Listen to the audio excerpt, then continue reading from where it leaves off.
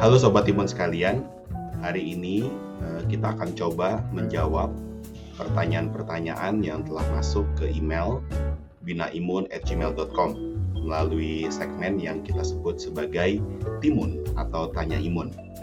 Yuk kita coba jawab satu persatu, bahas sampai selesai, disimak ya.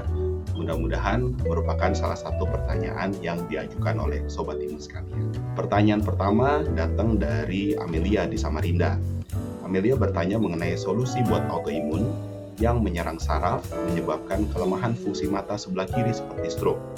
Sehari sebelum serangan sempat beraktivitas di bawah matahari selama 3 hari. Apa yang bisa dilakukan? Jadi Amelia, kalau misalnya sebelumnya kamu sempat mengalami aktivitas di bawah sinar matahari dan kemudian muncul keluhan seperti stroke, biasanya paling banyak disebabkan oleh beberapa kondisi autoimun seperti lupus, kemudian multiple sclerosis, atau bisa juga disebabkan oleh karena Sjogren's syndrome yang menyerang saraf. Nah, tentunya untuk bisa mendapatkan tata laksana yang ideal, kita perlu tahu dulu kira-kira kondisi autoimun apa yang menyebabkan keluhan kamu. Setiap kondisi autoimun tentu saja mempunyai penanganan yang berbeda-beda. Jadi, saranku adalah konsultasi ke dokter imunologi atau neurologi terdekat di kota kamu untuk membantu mengevaluasi kira-kira penyebabnya apa dan memberikan penanganan yang sesuai. Tetap semangat Amelia, mudah-mudahan kondisinya terus tetap membaik dan menjadi sehat seperti sedia kala. Pertanyaan kedua datang dari Sisilia di Tangerang. Jenis makanan apa yang menjadi larangan untuk pasien SLE untuk meminimalisir drop? Seperti pada kondisi autoimun pada umumnya, pasien-pasien dengan SLE kami sarankan untuk menghindari makanan olahan. Makanan olahan atau ultra processed food memiliki bahan-bahan kimia tambahan yang mungkin berbahaya untuk kondisi autoimun kamu. Selain itu, makanan olahan juga mudah sekali membuat gula darah naik di dalam tubuh yang menyebabkan peradangan menjadi sulit terkendali. Selain itu, sobat dengan SLE disarankan untuk memperbanyak makanan-makanan sehat seperti sayur-sayuran, buah-buahan, biji-bijian, kacang-kacangan, dan juga makanan fermentasi yang kaya akan pre dan probiotik untuk memperbaiki gut microbiome kamu.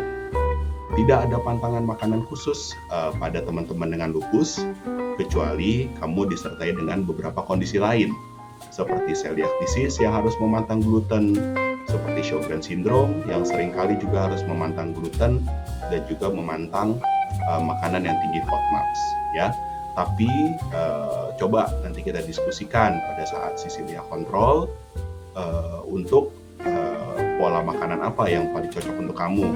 Tapi pada prinsipnya adalah pola diet sehat seimbang, kaya akan serat, kaya akan makanan fermentasi, itu adalah yang baik untuk pasien dengan lupus. Ya, tetap semangat. Pertanyaan ketiga datang dari Pak Nugroho. Pak Nugroho bertanya mengenai hasil tes anak istri yang hasilnya positif, RNP, SM positif, dan SM positif 2. Apakah ini lupus? Nah, pertanyaannya adalah apakah keluhan dan hasil pemeriksaan fisik dari istri Pak Nugroho mengarah kepada lupus atau tidak. Jadi pada saat kita menata laksana atau mendiagnosis lupus, kita tidak hanya mendasarkan pada hasil pemeriksaan anak profil. Harus ada tanda dan keluhan yang sesuai seperti untuk pasien dengan lupus, seperti adanya nyeri dan radang sendi yang sifatnya simetrik, rambut rontok, sariawan yang tidak nyeri, kemerahan di kulit yang memberat pada saat terkena sinar matahari. Apabila memang kita temukan tanda dan gejala klinis yang cocok untuk lupus, disertai dengan hasil anaprofil yang positif seperti RNP, SM yang positif, atau anti-dsDNA yang positif, maka kita bisa mendiagnosis pasien dengan diagnosis lupus. Semoga bermanfaat ya.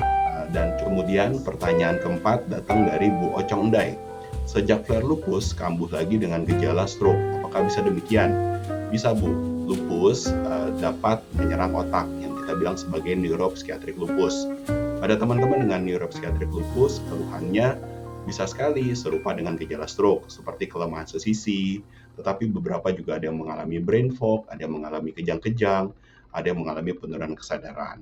Selain itu, pada teman-teman dengan lupus juga bisa terjadi gangguan kekentalan darah. Pada saat terjadi gangguan kekentalan darah yang kita bilang sebagai hypercoagulable state karena antifosfolipid syndrome, maka aliran darah bisa melambat, tersumbat, dan menyebabkan kematian jaringan otak, sehingga keluhannya adalah seperti stroke. Selain itu, pasien dengan lupus juga dapat mengalami radang pembuluh darah yang kita bilang sebagai vaskulitis. Pada saat terjadi vaskulitis, apabila vaskulitisnya melibatkan pembuluh darah yang ada di otak, tentunya keluhannya bisa seperti stroke. Pengobatan masing-masing berbeda. Ada yang harus diberikan obat imunosupresan, ada yang harus diberikan pengencer darah. Ya, diskusikan dengan dokter yang merawat. Semoga Bu Ocong cepat sehat pulih. Seperti pertanyaan terakhir datang dari Ibu Martini. Saat ini ada keluhan nyeri di tumit telapak kaki. Kenapa bisa demikian? Apa yang harus dilakukan? Kalau ada keluhan nyeri di tumit telapak kaki, bisa dua yang bisa menyebabkan. Yang pertama, munculnya pengapuran sendi di tumit kaki ibu sehingga menimbulkan luka yang nyeri. Yang kedua adalah disebabkan karena plantar fasciitis atau peradangan di fascia yang melindungi telapak kaki. Nah, apabila muncul keluhan seperti itu, biasanya kami akan mengonsulkan ke reumatologi ataupun ortopedi untuk membantu evaluasi dan melakukan tata laksana. Sementara waktu, Bu Martini bisa menggunakan sendal yang empuk pada saat berjalan, ya, karena lantai keras, ya, dia akan menimbulkan nyeri pada saat berjalan kalau misalnya kita ada pengapuran sendi ataupun plantar fasciitis. Selain itu juga bisa membantu melakukan latihan peregangan. Ibu bisa cari video di YouTube mengenai peregangan untuk plantar fasciitis sambil menunggu waktunya berobat ke teman-teman di reumatologi ataupun di ortopedi. Semoga tips dari saya bermanfaat untuk mengurangi nyerinya. Sekian teman-teman sekalian, 5 pertanyaan yang telah masuk ke email di binaimun@gmail.com. Kalau teman-teman mempunyai pertanyaan yang ingin kami jawab, silahkan kirim email pertanyaan Bapak Ibu sekalian ke binaimun@gmail.com. Jangan lupa sebutkan nama dan juga asal daerahnya. Sampai bertemu di kesempatan berikutnya. Semoga kami bisa membantu menjawab pertanyaan-pertanyaan Sobat Imun sekalian terkait autoimun, alergi, ataupun permasalahan imunitas lainnya. Tetap semangat!